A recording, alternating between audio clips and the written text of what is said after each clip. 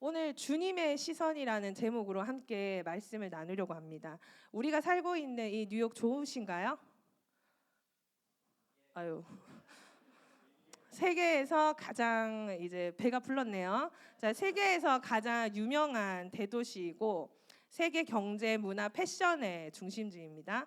또 전 세계 사람들이 가장 가보고 싶은 도시 1위일 줄 알고 검색했는데 작년에는 8위였더라고요. 어쨌든 2019년에는 뉴욕이 전 세계 사람들이 가장 가보고 싶은 도시 1위로 뽑혔다고 합니다. 저는 한국에서 이제 대구라는 아주 아름다운 도시에서 살았는데요. 대구에서 이제 태어나서 1년을 제외하고는 28년 동안 대구에서만 살았습니다. 제가 한국에서 느끼는 뉴욕은 정말 말 그대로 꿈의 도시였습니다. 오죽하면 이제 제가 대학을 다닐 때 세상의 중심에서 사랑을 외치다라는 영화가 있었어요. 이 포스터를 보신 적 있나요? 제목 너무 멋있죠? 근데 제가 이 영화 제목을 보고 영감을 받아서 뉴욕의 중심에서 예수를 외치다 죄송합니다. 이거를 제가 싸이월드에 이렇게 다리여리에 적어놓고 살았어요. 사진 조금만 늦춰서 보내주세요.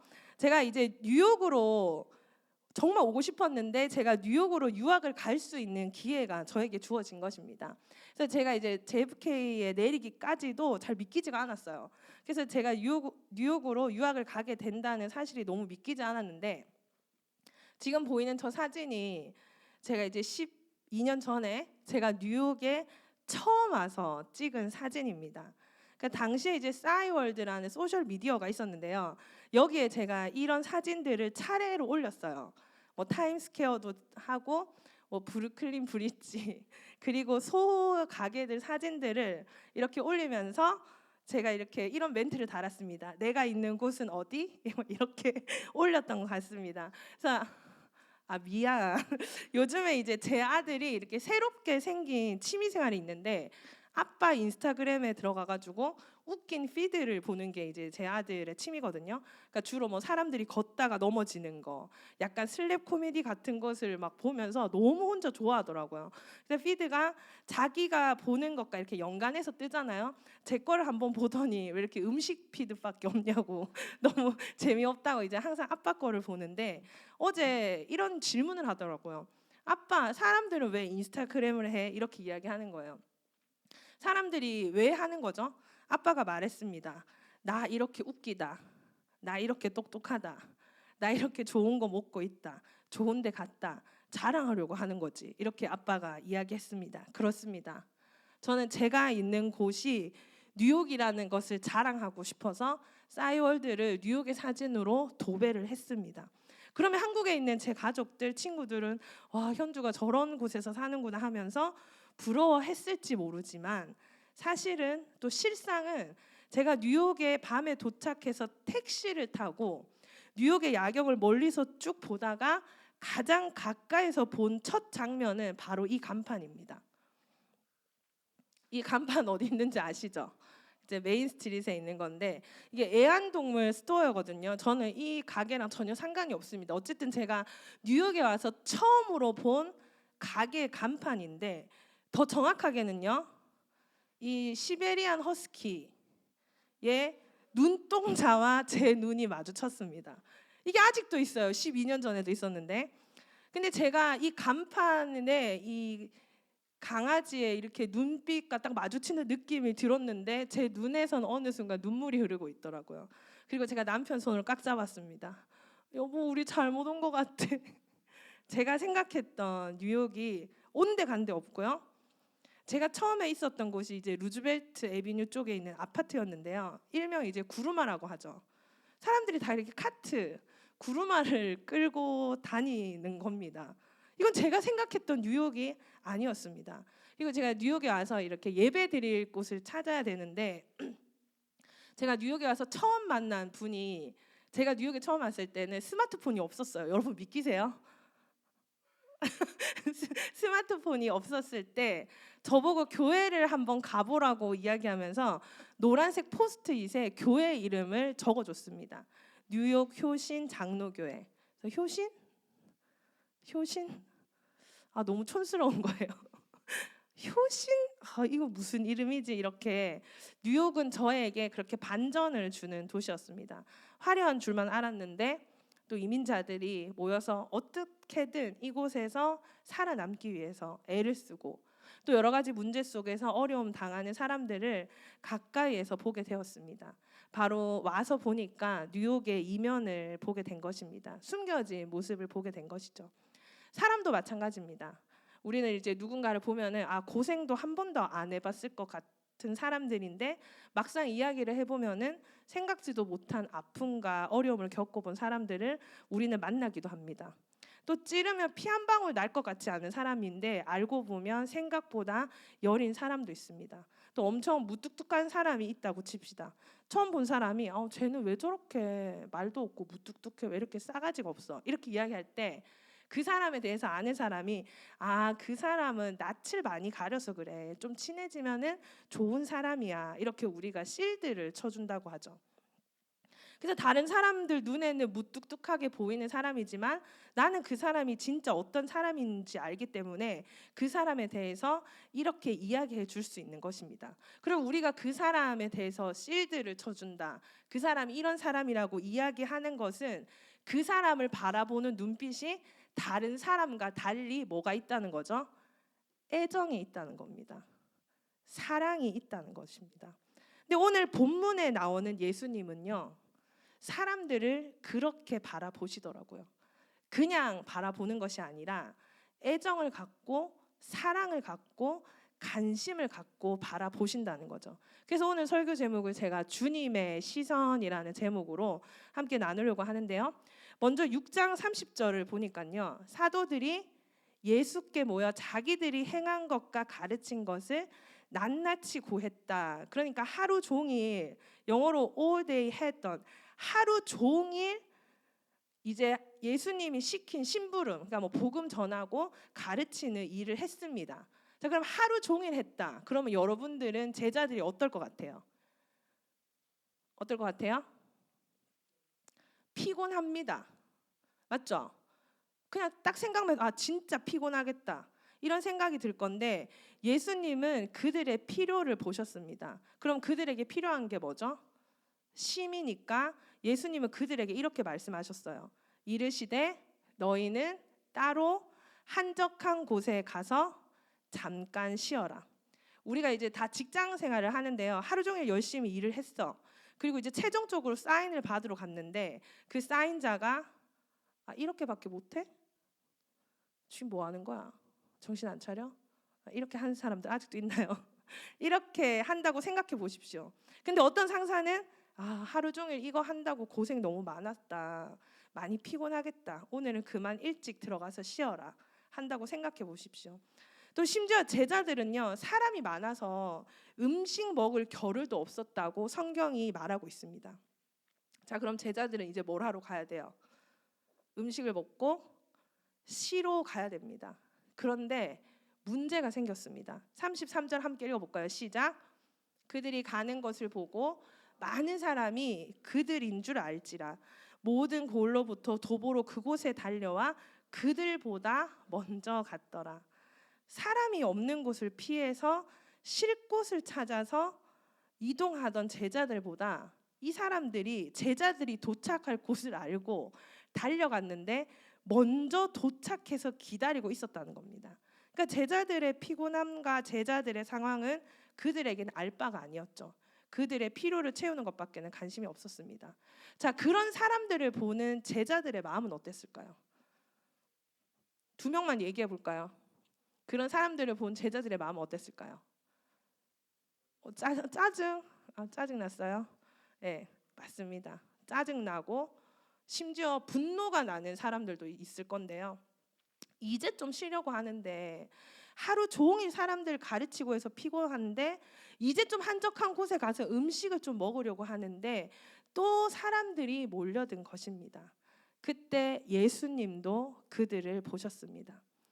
그들을 제자들의 쉼과 휴식을 방해하는 방해꾼으로 본 게 아니라 34절을 함께 읽습니다. 시작. 예수께서 나오사 큰 무리를 보시고 그 목자 없는 양 같음으로 인하여 불쌍히 여기사. 예수님은요, 그 따라온 그 자들을 보면서 귀찮은 존재로, 방해꾼으로, 아니면 제자들을 쉬게 하려던 계획을 망쳐버린 자들로 보지 않고 어떻게 봤다고요? 목자 없는 양처럼 불쌍히 여기셨다는 겁니다. 당시에 이제 팔레스타인 지역에서 키우던 양들은요, 사진을 보면은 우리에 가두지 않고 저렇게 키웠어요. 그러니까 그들은 외부로부터 보호, 먹을 음식, 물, 돌봄 등을 전적으로 누구에게 의존하겠어요? 바로 목자에게 의존할 수밖에 없었습니다. 그래서 목자가 없는 양이라고 할 때 당시 팔레스타인 사람들이 인식하는 건 뭔가 하면은 바로 죽게 되는, 버림받아서 보호받지 못해서 죽을 수밖에 없는 양으로 인식되는 것입니다. 팔레스타인의 양들은 목자 없이는 생존이 불가능한 것입니다. 자, 그러면 불쌍히 여긴 그들에게 예수님은 무엇을 하셨을까요? 불쌍한 자에게. 우리는 불쌍한 사람에게 뭘 할 수 있을까요? 위로해 줍니까? 예수님은 여러 가지로 말씀 뒤에 보니까 가르치셨다라고 나와 있습니다. 한 장만 넘겨줄래요? 네, 가르치셨다라고 나와 있다는 겁니다. 단순한 위로가 아니라 가르치신 겁니다. 목자가 없다는 것은 어디로 가야 할지 모르는 건데 그런 자들에게 필요한 것은 바로 가르침입니다. 주님은 우리의 목자가 되십니다. 아멘입니까? 여기 있는 우리 모두도요, 매일 무너지고 넘어집니다. 그런 우리를 예수님은 또 저러네 하시지 않으시고 불쌍히 여기시고 애정과 사랑의 눈으로 바라보신다는 겁니다. 그래서 예수님은 오늘도 우리를 말씀으로 가르치시고 세상에 없는 진리의 말씀으로 우리를 인도하시는 것입니다. 제가 청년부 사역을 하게 된 지 벌써 2년이 되어 가고 있더라고요. 그러니까 지난 2년 동안 많은 일들이 있었는데 무엇보다 제가 가장 많이 느꼈던 한계는 이게 말씀을 전하는 것이 쉽지 않다는 것이었습니다. 물론 말씀은 평생 배우는 거지만 제가 한 해 동안 설교를 아무리 많이 해도 50번을 못 하거든요. 그 금요 기도에 합쳐서 그럼 한 100번을 말씀을 못 나누는데 성경은 너무나 많고 제가 전해드리는 말씀의 양은 너무나 작고 깊이는 너무 얕다는 생각을 많이 했습니다. 그래서 제가 작년부터 성경 통독을 한번 제대로 해봐야겠다라는 꿈이 생기기 시작했는데요. 그래서 1년 동안 성경을 처음부터 끝까지 통독하고 큐티로는 정독하면서 묵상하고 다양한 설교, 금요 모임 통해서 그리고 또 신앙 서적도 함께 읽어가면서 하나님의 말씀을 깊이 있고 다양하게 배우는 공동체가 될 수 있도록 여러 가지 시도를 지금 하고 있습니다. 그래서 지금 금요 모임 때 2주 동안 성경 통독을 하고 있거든요. 그래서 좀 더 많은 청년들이 금요일에 와서 함께 성경을 좀 같이 읽었으면 좋겠습니다. 대답한 사람들 얼굴 기억했어요. 그래서 매일 읽어야 할 분량이 있고 이제 매일 거는 다 못 읽는데 금요일에 모여서 금요일, 토요일, 주일에 읽어야 할 분량을 모여서 같이 읽거든요. 그래서 혼자 읽으면 쉽게 포기하기 쉬운 성경 통독을 이제 공동체와 함께 읽어 나가면서 주님의 가르침을 받는 공동체 되기를 소망합니다. 그래서 우리 지금 공동체 성경 읽기라고 나와 있는데 오늘부터 이제 주보에 보면은 이번 주에 읽어야 할 성경 본문이 나와 있습니다. 오늘 몇 장을 읽어야 되죠? 주보를 한번 찾아보세요. 연습합니다. 자, 오늘 몇 장을 읽어야 되죠? 강구에 나와 있죠? 오늘 몇 장 읽어야 됩니까? 3장 그러지 말고 본문을 얘기해 주세요. 자, 똑같이 대답해보세요. 시작. 자, 월요일은 알겠죠? 그렇게 읽으면은 우리 마지막 날에 요한계시록까지 끝나는 겁니다. 자, 우리 계속 성경을 읽어갔으면 좋겠고요. 지금 다시 성경으로 돌아가서 한참을 가르치다 보니까 해가 저물었습니다. 그래서 제자들이 예수님께 이렇게 말합니다. 이곳은 빈들이고 여기가 어디라고요? 빈들. 그리고 날도 저물었으니까 사람들을 보내서 음식을 좀 사 먹게 하자고 말합니다. 누가요? 제자가 예수님에게. 그런데 예수님께서 이렇게 대답하십니다. 6장 37절 시작. 너희가 지금 대치 상황입니다. 맞죠? 제자들은 사 먹게 하자. 근데 예수님은 너희가 줘라. 그런데 지금 여기는 광야 빈들이고 저녁이 되었는데 예수님이 주라고 하는 겁니다. 그러면 제자들이 바라봐야 할 것은 무엇입니까? 빈들과 광야, 먹을 곳이라고는 없는 사람들이 아니라 바로 그 먹을 것을 주라고 하신 누구를? 예수님을 바라봐야 할 것입니다. 와, 예수님 도대체 뭘 어떻게 하려고 우리에게 이 사람들을 먹이라고 하실까? 이렇게 생각해야 되는 겁니다. 하지만 제자들이 나름 합리적인 대답을 하는데요. 그러면 우리가 가서 200데나리온치를 사다가 그들에게 먹이라는 말씀입니까? 라고 이야기합니다. 이게 질문입니까? 질문이 아니죠. 약간 이런 말 해도 될지 모르겠지만 배째라는 식의 말입니다. 여긴 강야고 우리야 뭐 주님도 알다시피 돈도 없는데 뭐 어떻게 하라는 겁니까? 이렇게 예수님께 묻는 거죠. 그런데 예수님께서 이렇게 물으십니다. 38절 너희에게 떡 몇 개나 있는지 가서 보라. 제자들이 구해온 것은 떡 5개와 물고기 2마리였습니다. 예수님은 제자들이 가져온 그것으로 39절을 함께 있습니다. 시작. 제자들에게 명하사 그 모든 사람으로 떼를 지어 푸른 잔디 위에 앉게 하시니. 제자들은 방금 이곳을 뭐라고 불렀습니까? 빈들. 그런데 성경은 예수님이 사람들을 앉힌 곳을 푸른 잔디라고 부릅니다. 그리고 때로 100명씩 또는 50명씩 앉아서 떡을 먹은 남자가 5,000명이었다고 말하고 있습니다. 떡 5개, 5,000명이라는 숫자의 5는요. 이스라엘 사람들에게 숫자 5는 토라를 상징하는 숫자입니다. 토라가 뭐죠? 토라는 모세 오경입니다. 모세 오경이 뭐죠? 창세기, 출애굽기, 신명기, 레위기, 민수기. 그러니까 이 숫자 5는 토라를 상징하고 즉 이스라엘을 상징하는 겁니다. 앞서 예수님은 사람들을 어떻게 여겼다고 했어요? 목자 없는 양처럼 불쌍히 여겼다고 했습니다.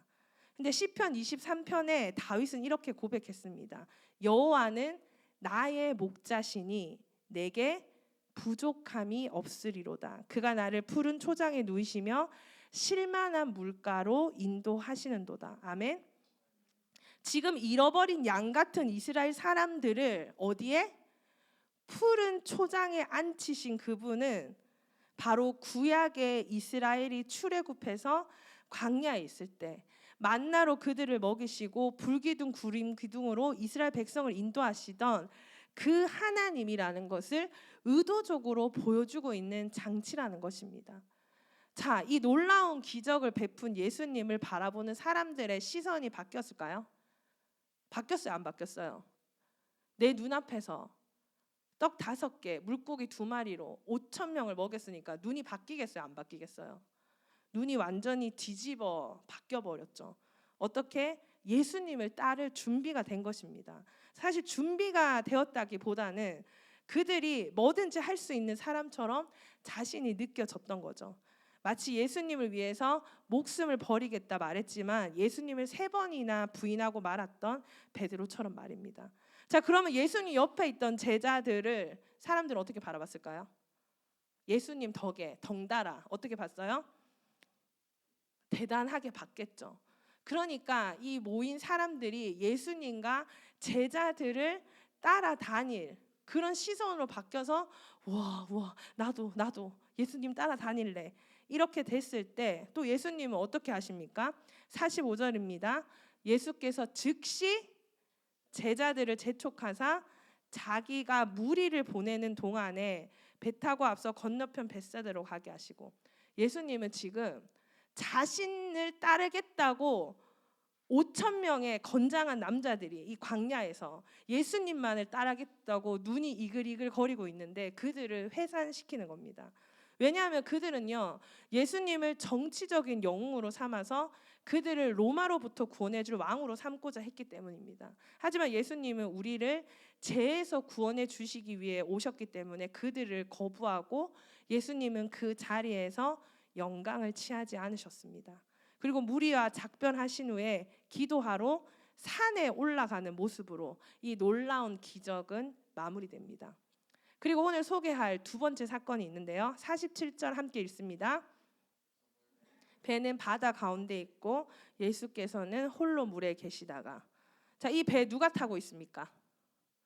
제자들이 타고 있습니다. 48절, 바람이 거스름으로 제자들이 힘겹게 노젓는 것을 보시고 밤 사경쯤에 바다 위로 걸어서 그들에게 웃어 지나가려고 하시매. 자, 예수님이 무엇을 보셨습니까? 제자들이 힘겹게 노를 젓고 있는 것을 보셨습니다. 그리고 예수님은 그들에게 와서 지나가려고 하셨습니다. 자, 그들이 당하는 고통을 보고 계신 주님께서 그들에게 나타나셨는데 물 위를요, 배도 없이 그들에게 나타날 수 있는 대상은 누구밖에 없습니까? 누가 그걸 할 수 있어요? 인간이 할 수 있어요? 할 수 없어요. 오직 신만이, 하나님만이 할 수 있습니다. 그래서 지금 나타나신 예수님은요, 바로 이전에 있었던 이 오병이요, 빵 몇 개, 5개와 물고기 2마리로 5,000명을 먹였던 분이, 그 예수님이 어떤 분이라고? 구약의 이스라엘을 인도하셨던, 광야에서 만나로 먹이셨던 하나님이 지금 오병이어 사건을 일으키는 예수님 자신임을 가르쳐주고, 몇 시간이 지난 후에 지금 배를 젓고 있는, 노를 젓고 있는 제자들 앞에 나타나셨다는 것은 무엇입니까? 내가 바로 그 하나님이다 라는 것을 나타내시고 지금 나오신 겁니다. 그런데 제자들은 아직 바뀌지 않았습니다. 예수님이 하나님임을 깨닫지 못한 것입니다. 49절입니다. 제자들이 그가 바다 위로 걸어오심을 보고 뭐라고요? 유령인가 하고 소리 질렀습니다. 자, 멀리서 보고 소리 지를 수 있죠. 근데 이게 문제가 아니라 더 심각한 문제는 다음 절에 나타납니다. 50절 시작. 그들이 다 예수를 보고 놀람이라 라고 이야기합니다. 그들이 유령인 줄 알고 소리 질렀는데요, 그 다음에 예수님인 줄 알고 어땠다고요? 더 놀랬다는 겁니다. 자, 이것에 대해서 저자 마가는 이렇게 평가합니다. 함께 읽습니다. 이는 그들이 그 떡 떼시던 일을 깨닫지 못하고 도리어 그 마음이 둔하여 졌음이러라. 유령이었을 때는 놀랄 수 있어도 예수님인 줄 알았다면 어떻게 해야 돼요? 안심해야 되잖아. 근데 오히려 예수님인 줄 알았을 때 더 놀랐다는 겁니다. 왜 더 놀랐습니까? 전혀 예상하지 못한 곳에서 예상하지 못한 모습으로 예수님이 나타나셨기 때문입니다. 그리고 그들은 또 한 번 놀랐습니다. 51절 배에 올라 그들에게 가시니 바람이 그치는지라. 제자들이 마음에 어떻게? 심히 아주 많이 놀랐습니다. 제자들은요, 수많은 이적을 목격했음에도 불구하고 예수님이 이런 일까지 하실 것이라고는 전혀 예상하지 못했다는 것을 보여주는 것입니다. 그래서 마가는 52절에 이 말씀으로 이것을 해석합니다. 그들이 바로 떡 떼시던 일을 깨닫지 못했다는 것입니다. 떡 떼시던 일은 무엇입니까? 예수님이 하나님이라는 것을 보여주는 것입니다. 곧 제자들이 깨닫지 못한 것은 예수님께서 떡을 기적적으로 불어나게 하셨다는 그 자체가 아니라 그 권능을 행하셨던 그분이 바로 신성을 지닌 예수님이며, 예수님이야말로 자연 법칙을 초월해서 바다 위도 능히 걸을 수 있다는 사실입니다. 오병이어를 통해서 예수님이 어떤 분인지 깨닫지 못했기 때문에 그들은 지금 놀라기만 할 뿐입니다. 주님은 두려워하는 제자들에게 다가가 어떻게 말씀하셨습니까? 안심하라. 내니 두려워하지 말라 하시고 바람을 그치게 해주셨습니다. 뉴욕은요, 저에게 시베리아 허스키의 눈빛만큼이나 매섭고 차갑고 생각보다 화려하지 않는 어려움과 힘듦이 느껴지는 곳이었습니다. 그런데 이제 뉴욕은요, 저에게 그런 곳이 아닙니다. 뉴욕은 저의 영적 가족이 있는 곳이고요. 뉴욕은 이제 저의 믿음의 동력자들이 함께 하나님 나라를 꿈꾸며 살아가고 있는 도시입니다. 뉴욕을 향한 저의 시선이 바뀌었습니다. 제가 여기서 이제 청년들을 대하고요, 성도들을 섬기면서 믿음의 사람들과 함께 살아보니까 수많은 하나님의 은혜를 경험하고 나니까 이제 뉴욕은 저의 영적인 고향이 되었습니다. 이곳은 저에게 너무나 따뜻한 곳이 되어서 그래서 저 또한 다른 사람들을 바라보는 시선이 달라지고 있습니다. 우리 사랑하는 청년들은 어떻습니까? 하나님에 대한 여러분의 시선이, 하나님을 향한 여러분의 믿음이 계속 같은 자리에 머물러 있지 않습니까? 아니면 제자들처럼 여전히 예수님이 어떤 분인지 깨닫지 못하고 있진 않습니까? 저는 함께 말씀을 읽어 나가면서 주님을 경험하는 공동체가 되었으면 좋겠습니다. 삶 속에서 많은 문제들 속에 우리를 바라보시고 우리에게 가장 필요한 것들로 채우시는 하나님을 통해서 어제나 오늘이나 내일도 변함없으신 동일하신 우리 하나님은요, 광야에서 만나로 그들을 먹이셨듯이 빈들에서 오병이어의 기적을 베푸셨듯이 오늘 이 자리에 있는 우리들을 채우시는 분이심을 경험하는 우리 청년들이 되기를 주님의 이름으로 축복합니다. 말씀을 마무리하려고 합니다. 주님은요, 오늘도 지금 우리를 바라보고 계십니다. 주님의 시선이 느껴지십니까? 느껴지세요? 주님이 우리 청년들을 바라보고 있습니다.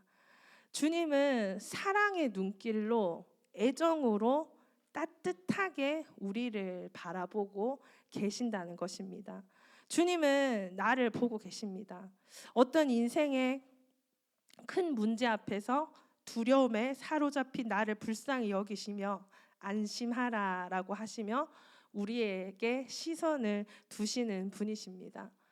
아무 문제 없는 것처럼 나는 내 인생에 누구의 도움도 필요 없어 라고 자신만만하게 살아가는 듯한 모습으로 살아갈 때, 하지만 그 안에는 해결되지 않는 제 문제로 인하여 죽어가는 영혼 앞에 구원자를 찾고 있는 당신을 주님은요, 바라보고 계십니다. 세상은 우리를 바라보고 평가하지만 주님의 시선은 따뜻합니다. 그들은 기준과 잣대로 우리를 아프게 하지만 주님의 시선에는 위로가 있습니다. 주님의 시선에는요, 구원이 있습니다. 그리고 상처난 내 마음을 만지십니다. 그리고 우리에게 말씀하시고 주님의 시선이 우리를 바로 회복해 하시는 것입니다. 주님이 우리를 바라볼 때 우리는 다시 살아납니다. 주님, 이제 믿음 없는 주를 향한 우리의 시선이 변화되기 원합니다. 나의 삶의 모든 문제 가운데 지금도 바라보시고 위로하시고 가르치시며 도우시는 주의 시선을 깨달아 아는 우리 청년들 되기를 주님의 이름으로 축복합니다. 우리 이 시간 함께 찬양했으면 좋겠습니다. 주님이 우리를 바라보고 있다는 사실을 잊지 마십시오.